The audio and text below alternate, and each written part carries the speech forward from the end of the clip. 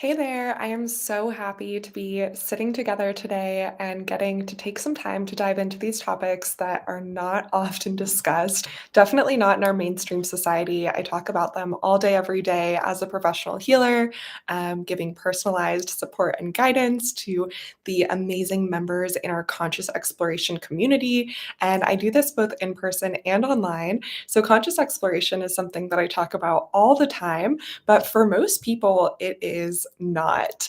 And so I have been getting a lot of questions lately. Thought I would just make a video here to address them all publicly. I know that for all of us, exploring our consciousness can be a little bit scary. I used to be so scared when I first started this journey and actually waited for a really, really long time. I started meditating over 20 years ago, and it was at least 15 years into my meditation journey that I could even think about exploring quantum universes, astral traveling, and using meditation as a tool to not just not feel stressed or to be able to like connect to my breath and things like that, but as a vehicle of connecting to my higher self. So, if you are in this journey, if you have been meditating and you're ready to start to feel a lot more deeply connected to yourself through these meditation practices, then you might be finding yourself coincidentally watching this video or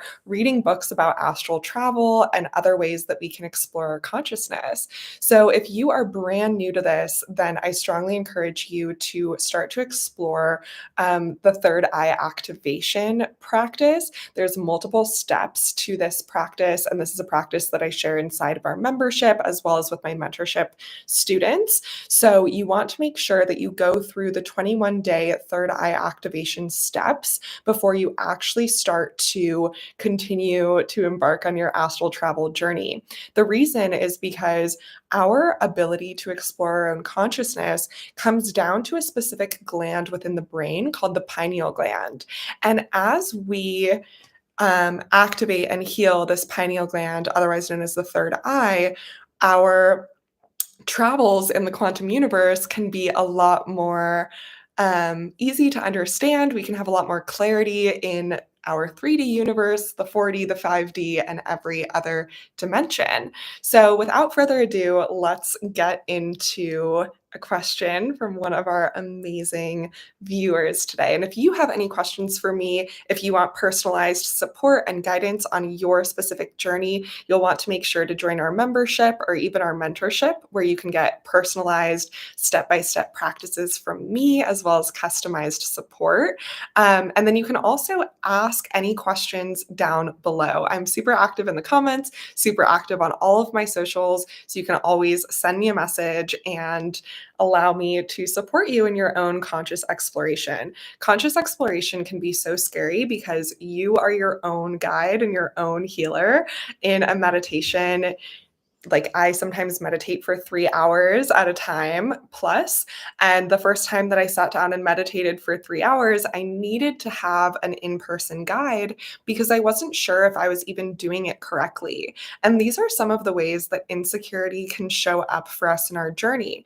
There isn't anything wrong with feeling insecure or fearful or having fears about conscious exploration. It's really, really natural. And this video is going to help you better navigate some of those fears. But ultimately, the more that you practice being with yourself, the more that you practice spending time alone, which is why I love conscious exploration so deeply. Every single second that we spend in the quantum universe or in our inner world, we're able to build thousands of years worth of confidence and self-esteem and goodness that we can then take on into our life, which is just so, so magical. So, the question that I got today is from Mandy, and she asked, she's reading a book right now about astral travel and consciousness exploration, and she's having some fears come up in the practices that this book is guiding her into. Um, he speaks about traveling there and letting go of the material things that you own, the people, the titles of what makes you you in the three-dimensional world. I think that what scares me about the idea of this is, what if my consciousness doesn't come back to this world? How do I bring myself back to this reality where I am a mother and my child needs me? I guess I imagine one who is traveling into that dimension as someone who is unaware in this dimension, almost like someone who's in a coma or maybe unconscious. It probably sounds weird, but I'm really new to this idea, so I have no clue what to expect or how to bring myself back and bring myself back with that new knowing and new knowledge. So, if any of this question resonates with you, if you are looking at the obligations that you have in this world of being a mother, of being having a child that needs you, or any other obligations. I'm not a mother, but I also share all of those fears with my pet babies. Um, yeah, there's so many questions here that I'm sure a lot of us can share, that we all can fear in going into these completely new practices. So let's break this down. The author or the guide that she's using for astral traveling is guiding her the same way that any generic guide would guide anyone for astral traveling, in saying that the purpose of quantum exploration is that you leave behind all of these material things that you own, people, titles of what makes you you. So, from a conscious perspective, from our mind, that is absolutely impossible to even wrap your mind around.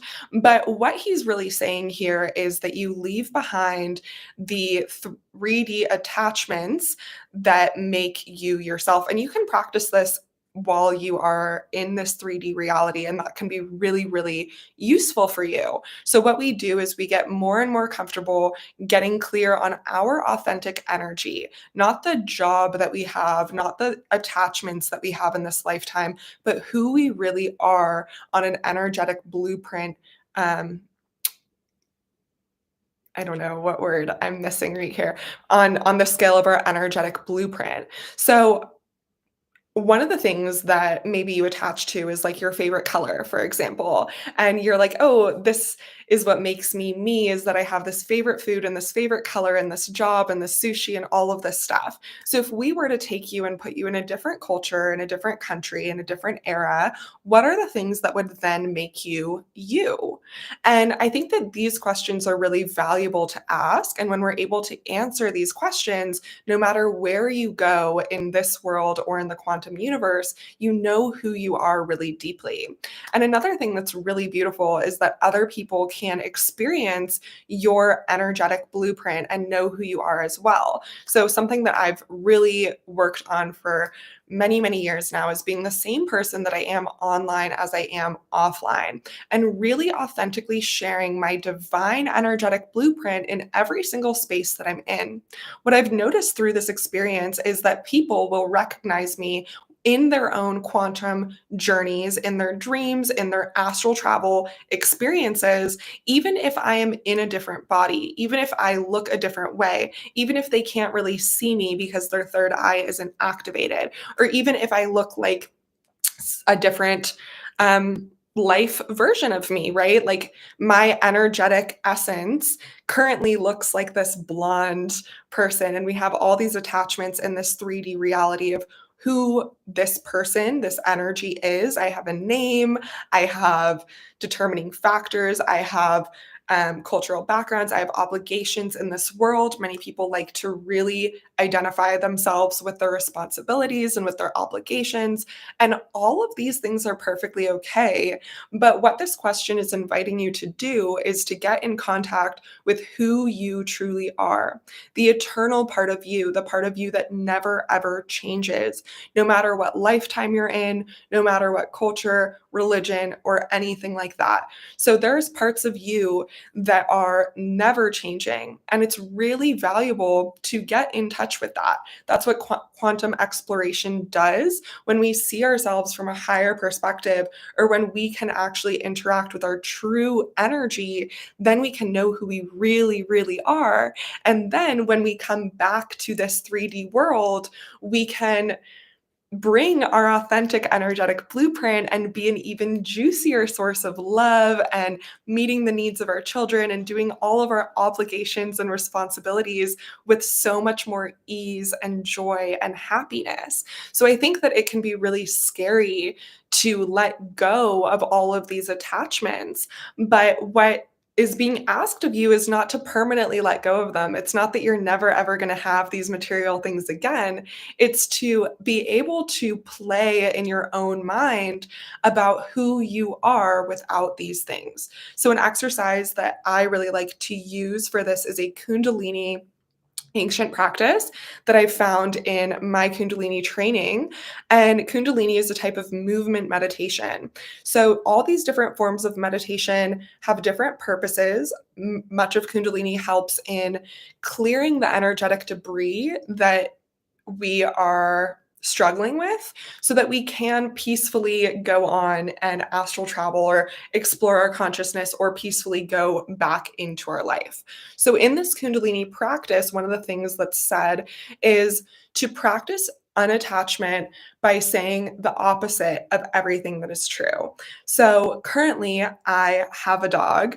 I also don't have a dog. Currently, I live in the US. I also don't live in the US.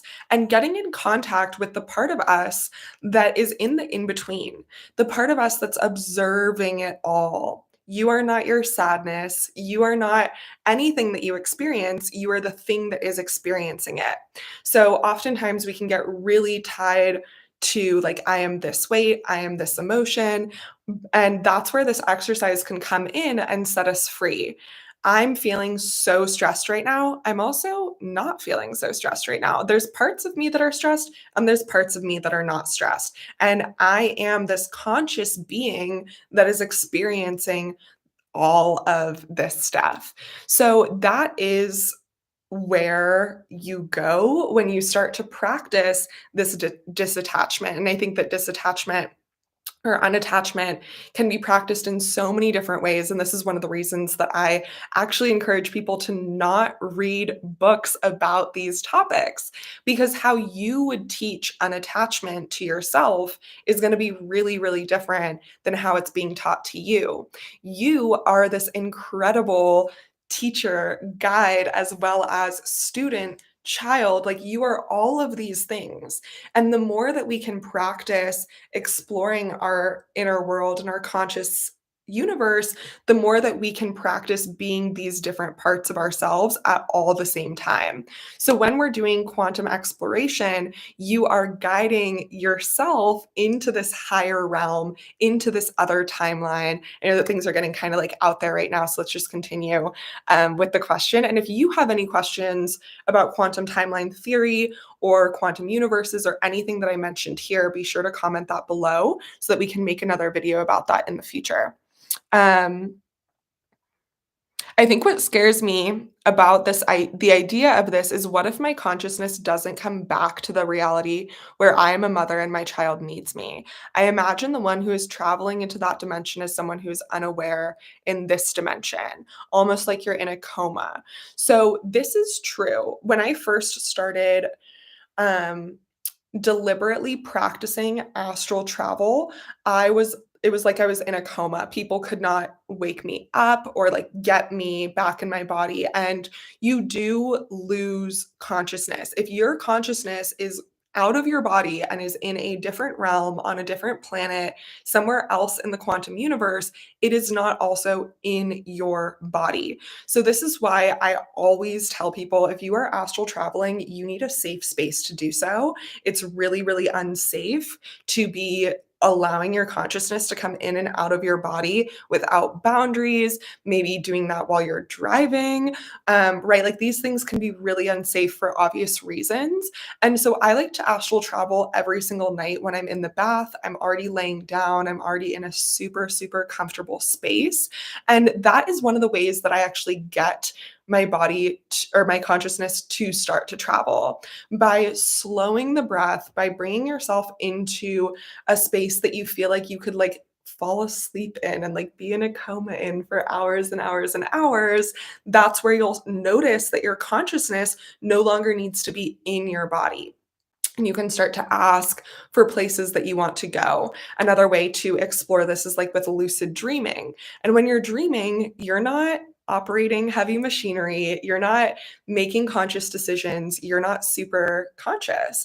So the fear that you're talking about like being in a coma is very much real. When we're in meditation, we get to be in wherever our consciousness is. If the consciousness, think of it like a light. So if you had like a spotlight and that was your consciousness, if it's focused inside, you're not responsible of things outside. It's kind of like you're in a coma in a way. If your consciousness is focused outside on this quantum universe, you're still not responsible for all of the things outside. So yes, this is very, very real. And this is why we get to practice boundaries the same way that you wouldn't be like lifting weights while you're making dinner and reading a book at the same time. Astral traveling and exploring your consciousness are practices that get to be their own practice. Take the time out of your day, take a special space, get a weighted blanket so that you can support your body in having an increased level of dopamine and serotonin. There's so many ways that you can create a space that your body can just rest so that your consciousness can play and can explore. You can do this instantaneously. I'm in and out of my body all the time. Like even in this video, there's been multiple times that I go in and out of my body to retrieve information. The more that you practice astral travel and practice conscious exploration, the better you get at navigating those boundaries and the more those boundaries can change for you. But the first few times that I practiced deliberate astral travel and conscious exploration, I was in the bath.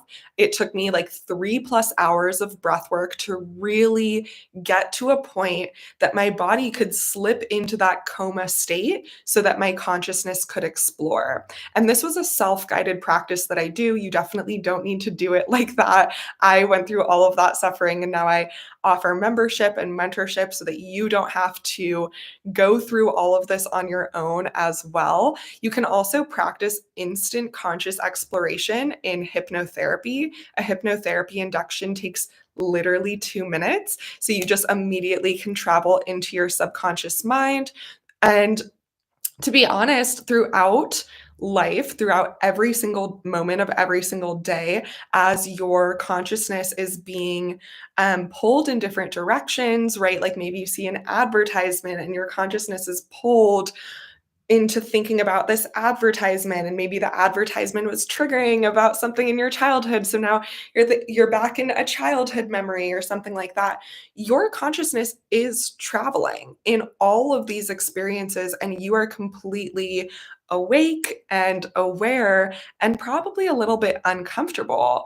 Many humans have um, really settled on the belief that you don't have control over your consciousness and that you also should be scared of your consciousness. The concept of psychological safety is a concept that most human beings are not even ready to think about. Most people, our consciousness is constantly being robbed by an advertisement or something like that. I used to live in a city where there wasn't one moment that it was quiet. Every single restaurant was playing music. There were speakers playing into the parking lots and all of this stuff. And these are some of the ways that our consciousness is riding on these energetic frequencies. So choosing your own conscious exploration and your own astral travel is choosing to be the person that's in charge of your consciousness. And this is hard to do when we haven't practiced this or when this isn't talked about in our society. But the more that you create safety within, the more that you give yourself the ability to think about anything you want to think about, to go anywhere you want to go in your lifetime or in the quantum universe, and just to be with yourself, to hold yourself as you experience yourself. That is by definition heaven on earth. That is by definition the heavenly realms.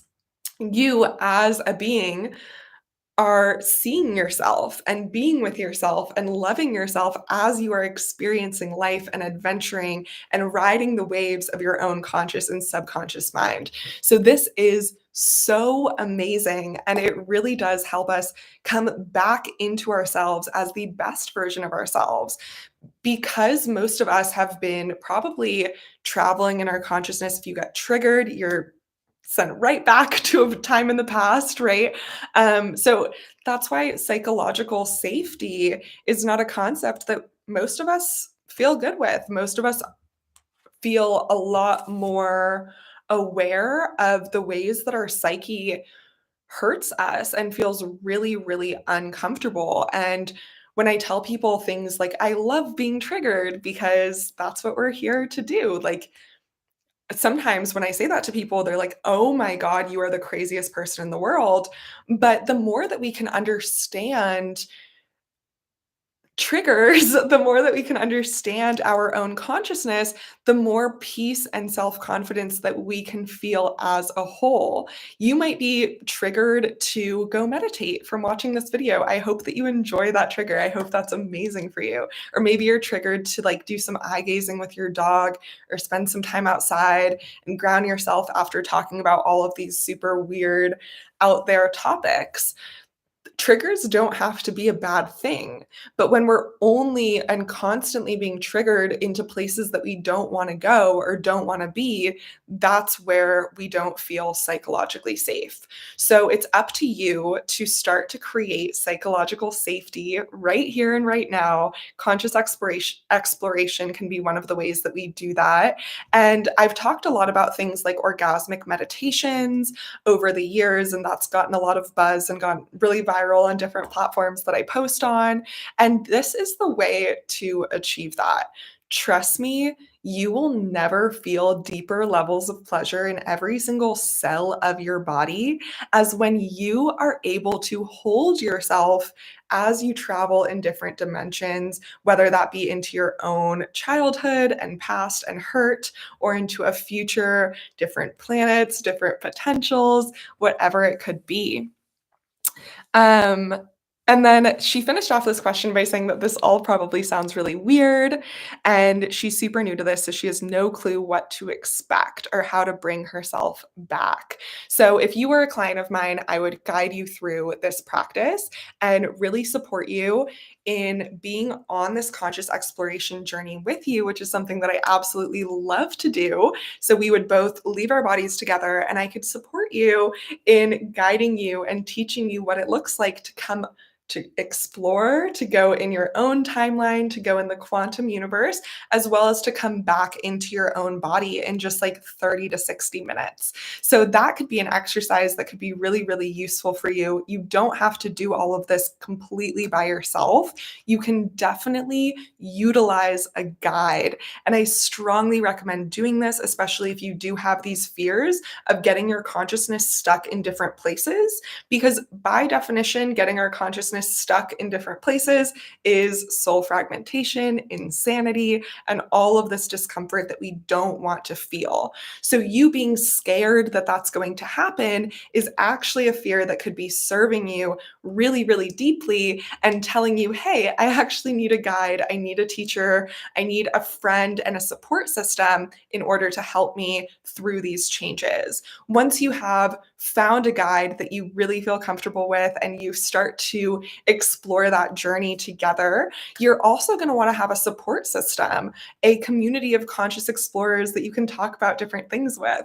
Imagine how validating it is to know that if you just did an astral journey, that someone else also was there and they saw you even. There's so many different ways that we can get validated and confirmation in our astral universe that can really deeply support us in our soul journey here on this lifetime. So I want you to know that it is not weird to be scared of these things. Our fears are guiding us, our desires are guiding us, and it's up to us to learn how to really understand and interpret our intuition so that we can know what is the best path for us. I also want you to know that having fears about doing something that you've never done before is really, really healthy and really natural. This is where inner child healing and all of these different buzzword concepts can kind of get roped and puzzled in. It's all this giant puzzle of conscious exploration. Because as a really young child, we all should have been taught how to be with ourselves as we do things for the first time, how to be kind to ourselves, how to nurture ourselves, how to make sure that we have a snack at every different break of our conscious exploration journey.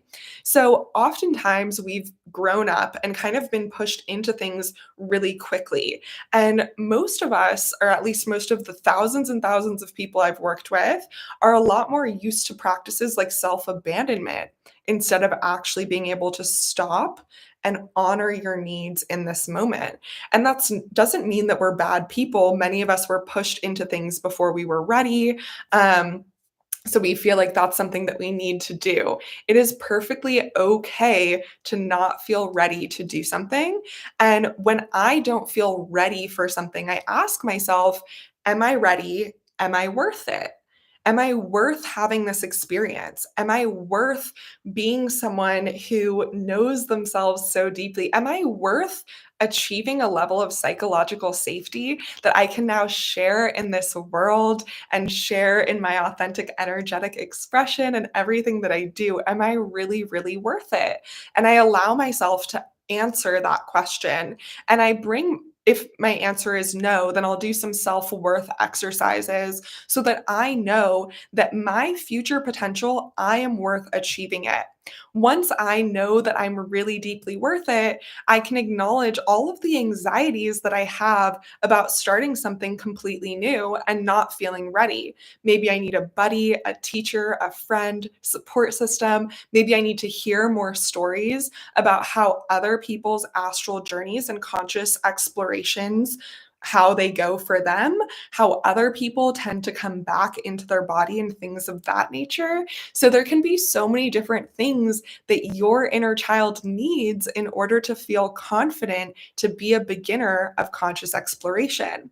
It is perfectly okay to be an expert in the 3D and a beginner at something in the 5D. And I think that that's why spiritual evolution and conscious exploration is so challenging in this Western world that we live in. I know that when I started my conscious exploration journey, I had been meditating for 20 years. At that point, I started meditating when I was about 8 years old because I was put into a behavioral class where I was just like an out of control kid. And that's one of the methods that they taught the children in order to start to self regulate. So once I was starting my conscious exploration journey, I was already a licensed therapist. I was a counselor helping people with addiction and recovery. I was doing all of this soul growth. I was such an expert in this world. I had been featured in magazines. My podcast was top 10 in internationally, and I was not only featured on TV and in the news in this country, but also in other countries. I think that my podcast was top 10 in Croatia and all of these beautiful places around the world. So I had this incredible ego. I knew exactly who I was in this 3D world. And when I started to leave my body and do conscious exploration, I started to feel extreme insecurity because all of these titles and credentials and numbers of followers and things that I had tied my self-worth to, I could no longer take into these other realms. So the confidence that I literally had to like start from scratch in the higher realms and get clear on who I am. What is my authentic energetic blueprint? And now I see something that a lot of artists have always said around me, and I never really understood it, which is like my credentials are in my soul. It doesn't really matter how many magazines I've been in or how many articles or news segments or anything like that, because who I am, I can see with my eyes closed. I always see the part of me that is never changing. I always see the part of me that is a ball of my authentic energetic expression that nobody else on this planet could even copy. So I love when people copy me. I'm always posting stuff like steal my routine, steal my outfit, steal stuff. Like go ahead.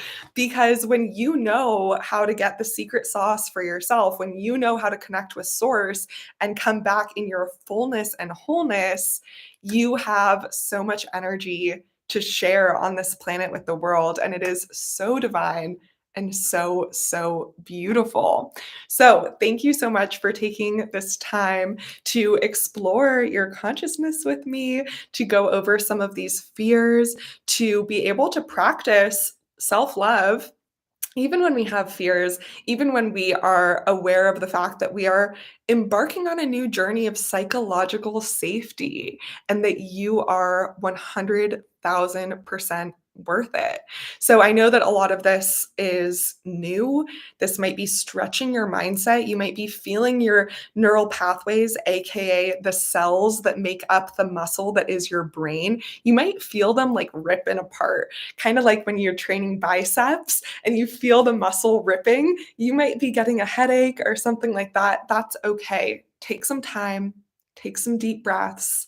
Know that you are exactly where you're meant to be in order to get to where you're going.